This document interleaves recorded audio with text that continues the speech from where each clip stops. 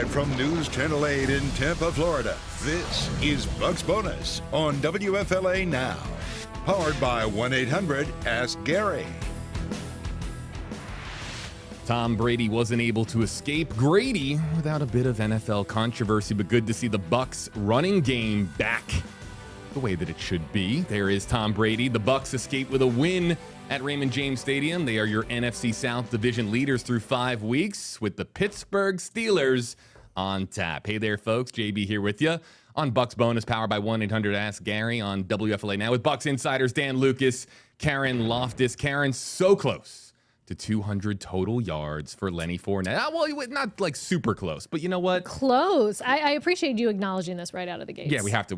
Because the running game went from, kind of somewhat a little concerning there in week 4 and week 5. I mean, back to what we expect from the Bucs and what they've been talking about all preseason long as far as being committed to the running game. As we look here at your week 5 recap, Falcons 15, Buccaneers 21. Let's start with you, Karen. The running game looked better in week 5, correct? Yeah, it did. Well, Leonard Fournette just did everything. And it wasn't even just in the run game, too. I mean, he had a career high 10 catches, which is pretty remarkable for him. So that was the 139 total yards for Leonard Fournette. So he was just getting things done everywhere. He was obviously the X factor offensively for the Bucs. Dan, what do you make of the matchup between the Falcons and Bucs? Nice to know that the Bucs are on top of the NFC South, where they should be, right? A win is a win. That's what I took from it, because 21-0, and then it became what's happening here, and then they get the break with the roughing the passer call,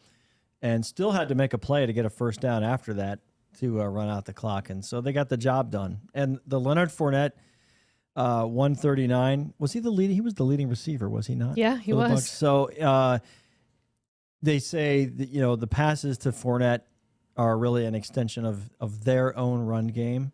So to me, that's the most encouraging thing I took from this. The 139, it is total yards because he had over 80 yards receiving. However, I really look at that as 139 on the ground because he had to do that with his feet. He's not down the field running routes like the receivers. The Bucs have had to utilize him in that fashion, and I think going forward, that's how it's going to work really most effectively for him, especially. Yeah, and I think it was Bowles that just was pointing it out, like how that unfolded is that they were double teaming Mike Evans and Chris Godwin, so that's what you're going with, and that's a good. I don't want to call him a backup plan, but if your first option is Mike Evans or Chris Godwin, and you have Leonard Fournette as your check down, it's like, oh, I think we're going to be okay. I think we're going to get the yards. The other thing that emerged in that game, and it was necessity that he had to have a bigger role. Cade Otton, the rookie tight end, was reliable, got open. His blocking assignments, from what we can read, all looked good. And I think moving forward, Cade Otton's going to get an even bigger role. Even when Camp Bray comes back, he's earned it. And even Byron Leftwich, the offensive coordinator, said this week that Cade Otton and also Kieft are playing more than your typical rookie tight ends already.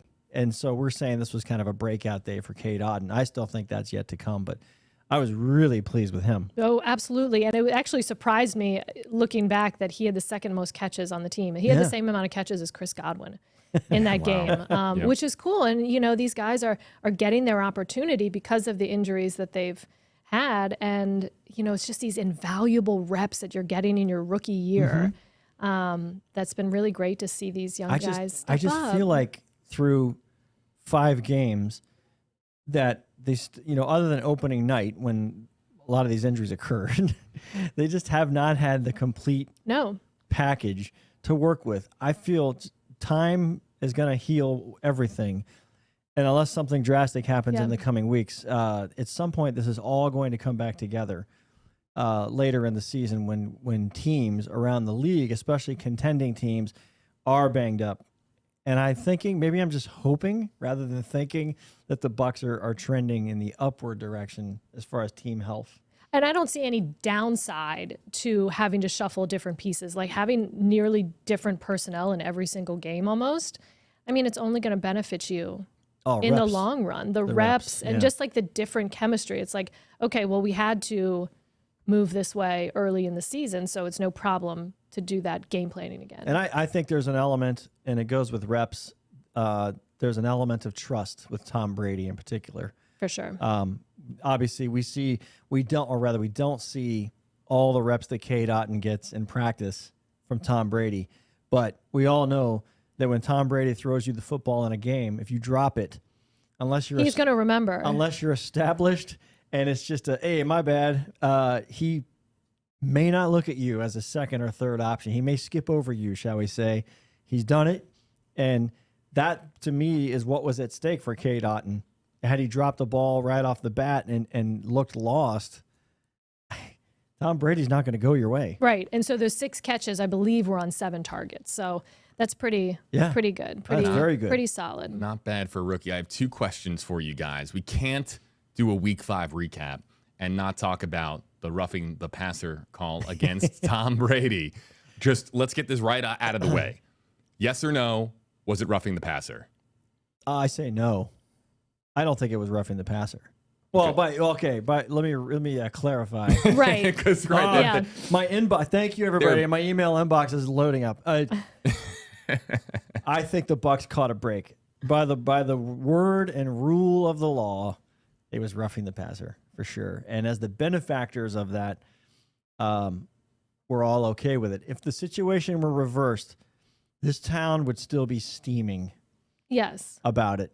And if they had gotten within a score of Kansas City on that awful night and had that happen to them and without a chance to get the football back, we'd be crying foul the same way Atlanta's crying foul over this situation. And it was emphasized more the next night. Correct, because it was the 2 in a row. It was from the Chiefs game and then the Bucs game. Yeah. So it was like those 2 calls on the heels of the Tua Tagovailoa concussion. It's like the idea of protecting the quarterback has been thrown to the forefront. Then you have those 2 calls that were heavily debated in many circles. If you didn't fling them, if you didn't fling Tom Brady, Grady Jarrett, kind of flip him over, it looked violent. I think it may have been perceived as less of a roughing, if you want to call it that. Yeah. Because this has been the talk of sports talk radio all week about those 2 particular calls. But I can't let you off the hook, Karen. Roughing the passer or yes or no? Yeah, what do you think? I'm inclined to say if you're going by the rule book and it's going to be a subjective thing. So I'll tell you this, Buccaneers escape, no doubt. No doubt. The paycheck gods gave Tom Brady some karma on that play because he took a little swing with the foot. That's right. And, that's a lot of commotion about the swing of the foot. Yeah, it took, it did now, someone fined me $11,000, I'm hurting. But the league made a point on that, and it's unrelated to the roughing the passer, but all in that one moment. The one play. You had roughing the passer, which at the time we didn't realize was going to cause the controversy that it has, and then the fine, which, became, official today, the $11,139 or whatever it was for good memory taking your foot. Very good. Kicking Bravo. motion at a player.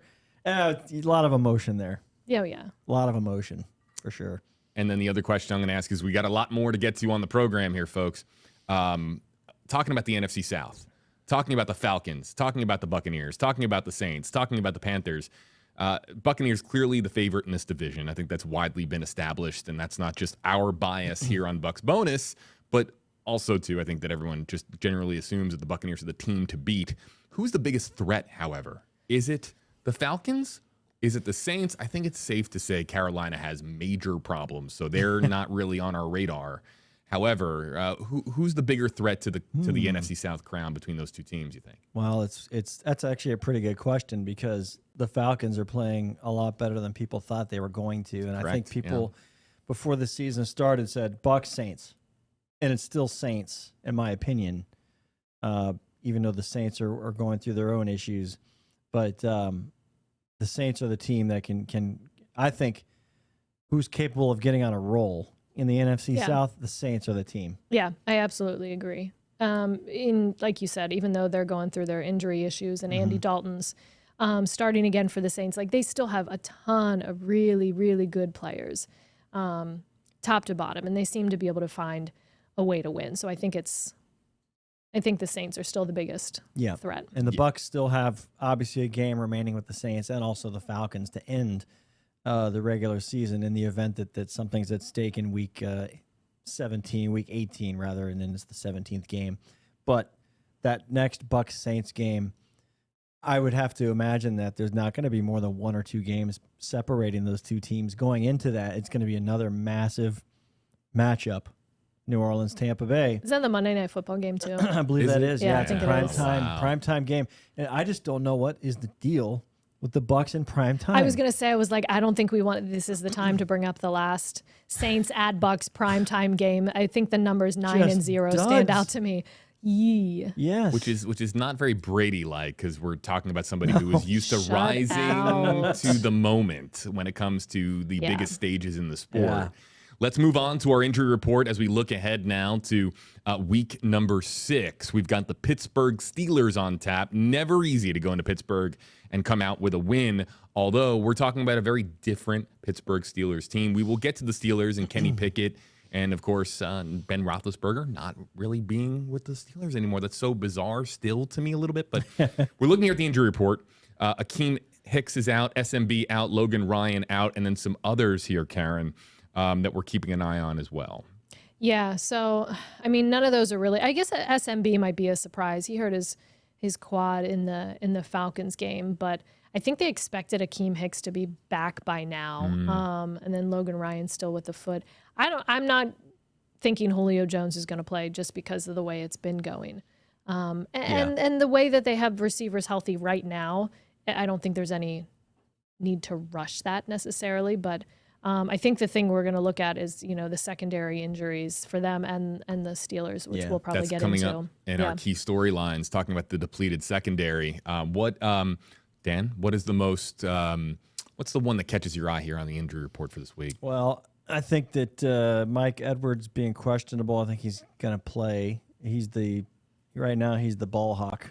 As they say on the defense side. And it's very unfortunate how he hurt his arm on that the first Atlanta touchdown, right? The catch and run. I can't remember which play it was that he got injured. And so that was pretty significant at the moment. We were really focused on the overall how the game was turning more than the Edwards injury at the time.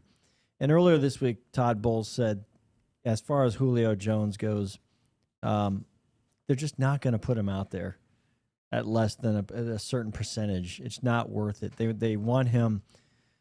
Honestly, they want him for the stretch run and the postseason. That's what's more important. When he's ready, he's going to go. He's going to play. I'm not saying they're going to hold the guy for another 8 weeks, but if he's not ready, this week he's doubtful, so that pretty much tells me no. And if he's not ready next week, then do not play him.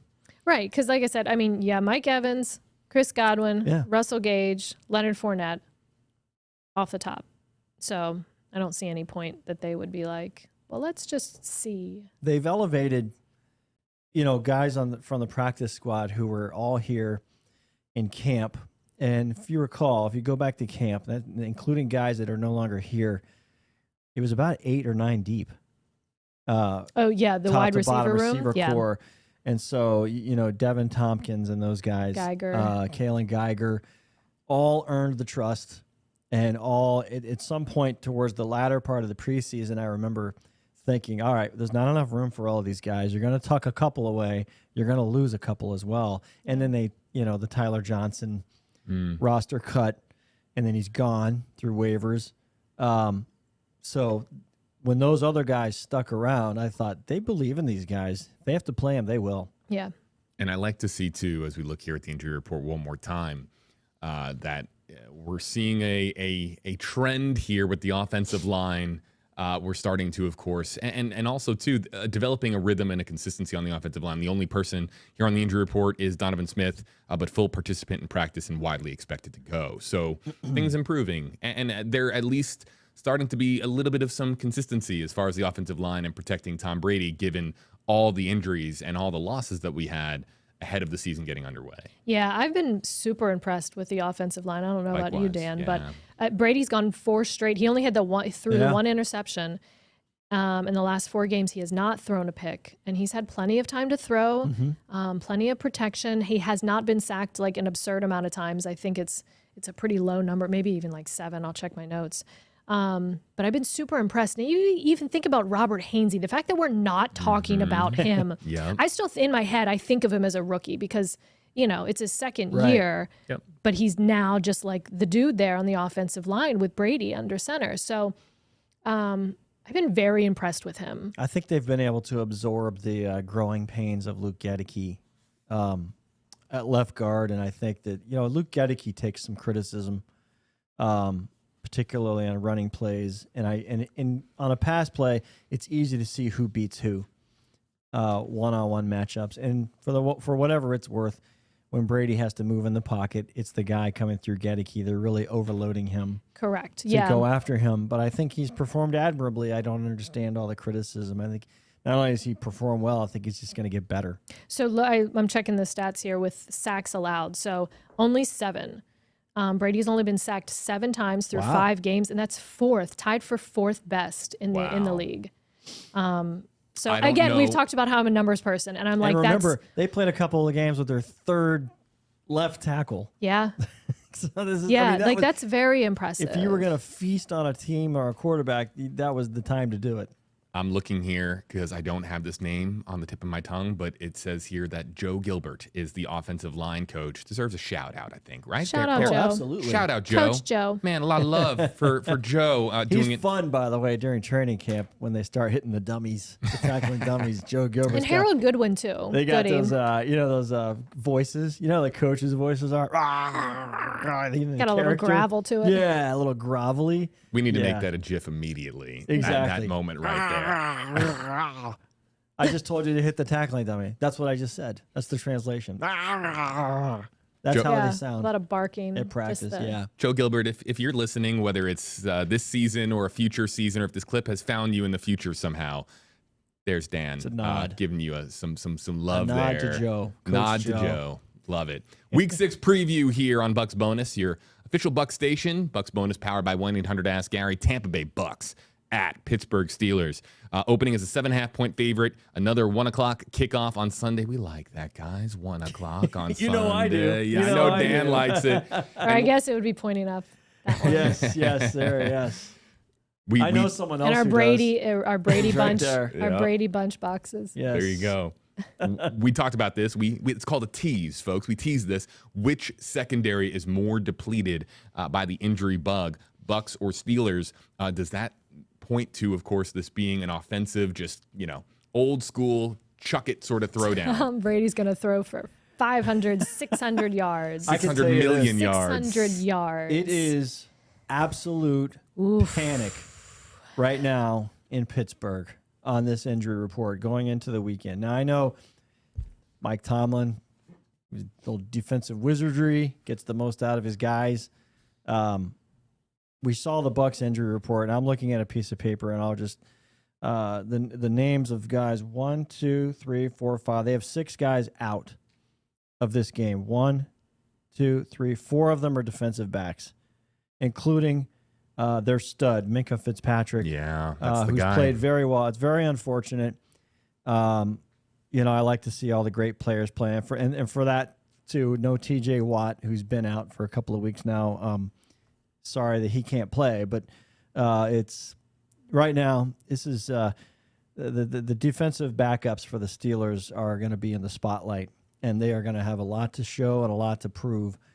And for me, if the Bucs just play their game, and I think we discovered that you can pass and set up the run, that this should be a good day for the Bucs. And then we counted, so there's 4 defensive backs that are out for the Steelers. Mm-hmm. They have 3 cornerbacks and a safety out. And then you're going up against a pass defense here that's already ranked 30th in the NFL, giving up 287 yards. So that's on top of that. I think Josh Allen padded those numbers. In that. Last week, the Bills had over the big Steelers. Plays. And that's the thing is like, the Bucs are looking at that film and saying, okay, a 98-yard touchdown, a 60-something yard touchdown. Like, this could be their opportunity to just chuck it downfield and toss it up to Mike. Mike's down there, go. Brady hasn't had that breakout game yet. That like, whoa, this is Tom Brady. And people like 4 touchdowns or something. Yeah. Right. And people have started to say, man, is this like Is this like 45 really starting to look like 45 for No. Tom Brady? But if there is a week where Tom Brady is going to have that day that makes people go, oh my God, it's Tom Brady. It's got to be it. It could be it. This is the one that is It have to be. It's shaping up to be that. Real quickly on the Bucs secondary, also just kind of, bit by the injury bug. Any concerns there with the Bucs secondary? Well, we mentioned Mike Edwards, and it looks like he will be okay. I think Sean Murphy-Bunting, as Karen mentioned, is a name that's going to hurt them because now that I think the Steelers are just going to throw and throw and throw and throw. If you're the Steelers, I think you're hoping to get into a trading possessions and just score as much as you can to keep up. Well, also, I mean, even looking at that is like, okay, just more emphasis on getting pressure on Kenny Pickett. Like, make him uncomfortable, Yeah. the rookie quarterback, disrupt him. So even if he is throwing it, he's off his mark, he's off balance, he's Right. running for his life. I mean, that's your ideal situation if you're the Bucs defense. So you guys focus on the front. You're talking about having the Steelers throw it. And yes, the aforementioned Kenny Pickett getting his first NFL start last. How about that, by the way? You're Kenny Pickett, and your first start is against the monster that is the Buffalo Bills. Not just a monster on offense, as you guys just mentioned, with Josh Allen doing incredible things on the football field, but defensively, they're also among the best. I think they are ranked as the #1 defense right now in football. So Kenny Pickett, really quickly, last week against the Bills, did not throw for any scores, could not lead a scoring drive other than a field goal that was kicked. Kenny Pickett, 34 for 52, 327 yards, and 1 INT, no touchdowns. They could not get the running game going. Najee Harris, 11 carries for 20 yards. So the Buccaneers just want more of the same as far as the result and trying to frustrate, again, Kenny Pickett, who's looking for his first touchdown drive as a member of the Steelers, again, as a starter. Well, I think also part of that game, it was a 10-3 game for a good portion of the first half, and then things got out of hand. And then it became nothing but passing for Pittsburgh. But in the second half, the Steelers are chasing points any way they can. They turned the ball over 3 times on downs, and all 3 times they were in field goal range. So, but what my takeaway from that is, when you go back and look, they had a 3rd and 10, a 3rd and 10, and a 3rd and short, or excuse me, 4th and 10, 4th and 10, then a 4th and short. This is something that has challenged the Bucs defense. Getting teams off the field on 3rd down and 4th down. It was huge in the Kansas City game, huge in a bad way for the Bucs. And I think that if the Bucs get up by a couple of scores, they're going to have an opportunity on a 3rd and 10 and a 4th and 10 to either flat out make an interception or knock the ball down and make this just a horrible day for Pickett. Yeah, and with that, I mean, you talk about wanting to see this team play a complete game because they, had the shutout through 3 quarters and then fatigue sets in, get a little communications breakdown in the 4th quarter. So this is another opportunity for the Bucs to put together a complete game, play all 4 quarters and shut it down and not leave the door open. Yeah, and the Bucs offense was just as guilty in that game in the second half as the defense. There were 2 that the Falcons scored their first touchdown, and then the Bucs had 2 consecutive 3-and-outs after that, and I believe they ate up all of 60 seconds on the game clock. So that's where your fatigue part comes in. Yeah, like no time to catch your breath for the last and they drive just could for not, the defense. They couldn't flip the field. They couldn't make the Falcons drive a long way, and that's the recipe of how a team can rattle up points real quick. Really quickly on Kenny Pickett. Yep. We all remember the NFL draft, how heartwarming of a story it was. Pittsburgh Steelers are on the clock. They think that, there's all this talk about Malik Willis, who ended up going to Tennessee a couple of rounds later, I believe. And Kenny Pickett, the guy from Pitt, goes to the Steelers, the emotional, the crying and all that. It was so great, right? Let's put that aside for a second. If you're Todd Bowles, are you doing this with your hands? Are you thinking, ooh, I have a rookie quarterback here. I'm going to throw every creative blitz package. I'm going to absolutely show him what NFL football is really about because I've got guys like Shaq Barrett and Devin White and Levante David who are ready to make it an even more frustrating day. Is there even a competitive aspect like, oh, you think you saw something bad with the Bills, D? We're going to show you something come Sunday. What's Todd Bowles thinking with a rookie quarterback upcoming here Sunday at 1:00? I would think the only red flag, or not a red flag, but concern or an alert, high alert, would be, okay, the Steelers, they saw what they had in a full game against Buffalo, and they were trailing, and then they had to pass, and it didn't work out. If you're the Bucs, I agree. I think you put all the pressure in the world on Pickett, and now that opens you up for the short passing game, and also over the middle to the tight end, places where the Bucs have been a little vulnerable. So maybe the extension of their run game, and running right up the gut on the Bucs and trying to get 4 or 5 yards a clip, keep Tom Brady off the field. That's going to be part of their strategy. They've got to give Kenny something to work with. Yeah. They've got to give him a chance. And I will point out, so I was listening to Todd Bowles' show, the one he does with Casey, the team reporter, and, she asked him, do you like looking at game film against a team that did really poorly against another team, or game footage where they did really well? Good question. Right? And so his answer I thought was really interesting. He said, if you look at game footage where a team does really well, like if the Steelers blew out the Bills, they're probably going to keep doing stuff similar because it worked. He's like, but if you have a team that plays really poorly, you don't know what you're going to get because you don't know how they are going to correct all of those mistakes. Yeah.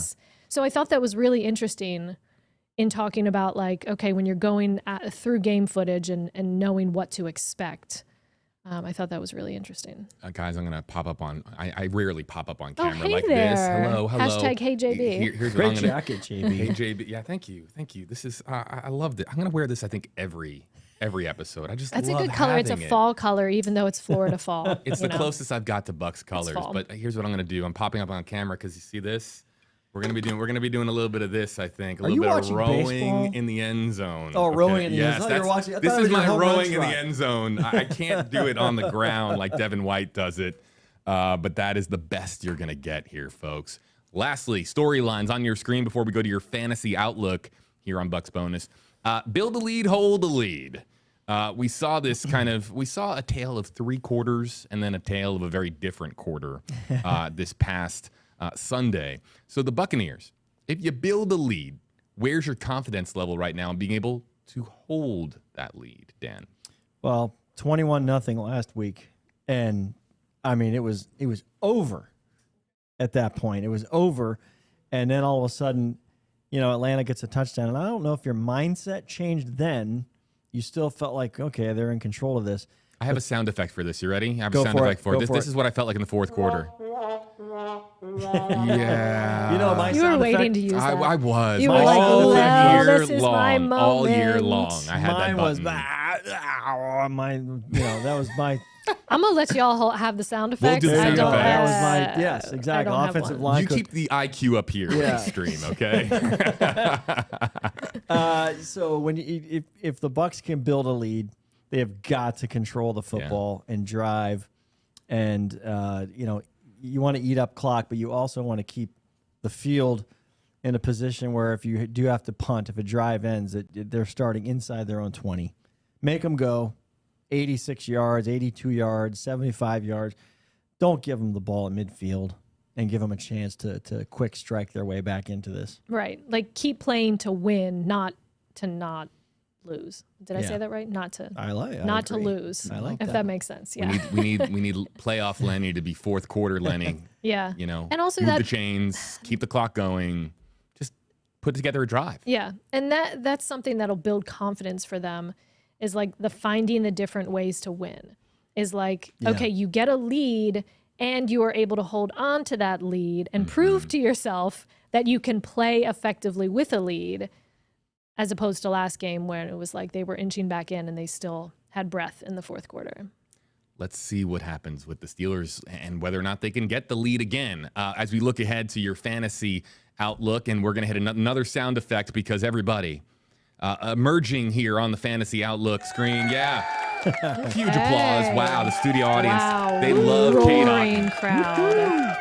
They love Kate Otten. Kate Otten makes it. I love the headshot. It. Look at the headshot. Look at the hair. The I was going to say, his hair's got great hair. It's the opposite of Ryan Suckup's hair. Yeah, just kind of woke up out of bed. Little cowlick there for Ryan Suckup. But man, Kate Otton's hair game, giving Brady a run for its money, or is the Brady hair untouchable? Oh, he's sculpted from Tom Brady, who actually lives in the Louvre, and they fly him from France to the games. We're going off script here, but does Tom Brady wake up like this every day? Does he have that groggy morning look, or does he just wake up looking like that? He does. Yeah. Yes. I wouldn't know. I don't think any of us would know. Yes, he does. That's how he looks. We won't go down that path, folks. But your fantasy spotlight here on your screen, where we, of course, ask our two Bucs insiders we put them on the spot. I don't even allow them to think about this ahead of time because they don't Karen get should go first because she was the big winner last week. Ooh, she picked some love for Lenny, and I loved it. Lenny. So, Karen, boom, animated on screen. Wow, look at that. Your Full fantasy screen. spotlight pick of the week here on Bucs Bonus is? I'm going to go with Mike Evans. I think that, like we were talking about with the depleted secondary that the Steelers have right now, I think that's prime for a few downfield looks from Mr. Tom Brady to Mike Evans. Love it. What you got, Dan? Last week I tried to outsmart everyone and go defense, and I think it's going to be another. I think the defense is definitely, it's glaring at me like the logo. Doing it again? Defense for a second straight week? Glaring at me. You gonna go? No. Oh. I'm going to go with. You're not looking back. It's glaring at you, but you're not looking back. At me because it's begging me. Okay. It's begging me, and I'm taking Tom Brady. Oh, yeah. Oh, that's a good one. I don't know why I skipped over. We're trying to pick someone less obvious. Right. Here's the thing. The Bucs red zone is getting better. They're scoring touchdowns now, as Todd Bowles said. He was asked, are you getting better in the red zone? He goes, well, yeah, we're scoring touchdowns now instead of field goals. So that's a good sign. And Brady has yet to put together that Brady game. That signature game. Yeah. So 600 passing yards? Well, yeah, I mean, this is an over 300-yard day with 2 or 3 touchdown passes written all over it. Now that Kate Otten is the weapon. Oh, yeah. That Kate Otten, double-digit receptions. Evans, Godwin, Fournette. One of the touchdowns the Bucs scored last week was a great little fake to Fournette, and then they watched each other the entire time. Brady fakes the handoff to him. They're on the 1 or 2 yard line, and Fournette just cuts to the right down the goal line, and Brady goes, "Here you go," chucks it to him. You're going to get a little short Tom Brady touchdown pass like that. Then you're going to get a beautiful corner shot to Evans with the fancy catches. Oh yeah. And then there's one more in there. One more to a mystery receiver. I'll give it to you. Okay. I'm feeling that signature 3rd and 1 at the goal line. Tom Brady sneak up the middle for a rushing touchdown. Ooh. Wow, he hasn't yet. He hasn't done it. it. Emphatic spike at, again, at the Steelers, because that's going to be a raucous crowd. They don't just because the team is dealing with the injury bug. Right. T.J. Watt, their star, isn't really. They have Tom Brady memory there too. Tom Brady memories. Right. It's one of the venues. I'm feeling that 3rd and 1 at the goal line, really, just punching it in and a fat spike, like something that would make Gronk proud. Okay. That's what I'm feeling. All right. All right. Paint the picture. Really quickly as we go back to our preview, Dan, the one thing you'll be watching for: Tampa Bay Buccaneers, Pittsburgh Steelers. The one thing I'm watching for: how quickly can they make Kenny Pickett make a mistake, and then defensively. And does the offense turn that into points? That's one way to get a game out of hand in a hurry. I think the defense versus Kenny Pickett, I can't wait to see this. That's a good one. And I'm going to go the opposite. I'm going to say Tom Brady against the Steelers defense, piggybacking off of your fantasy pick there. We're saying this. It's 7.5 on the road. Just has the makings of something you don't normally see. Pittsburgh's just in a world of hurt right now. It's a proud football team for sure. Wonderful head coach. The atmosphere is going to be difficult unless the Bucs get the crowd out of it. It's going to be a little chilly. It's not going to be cold.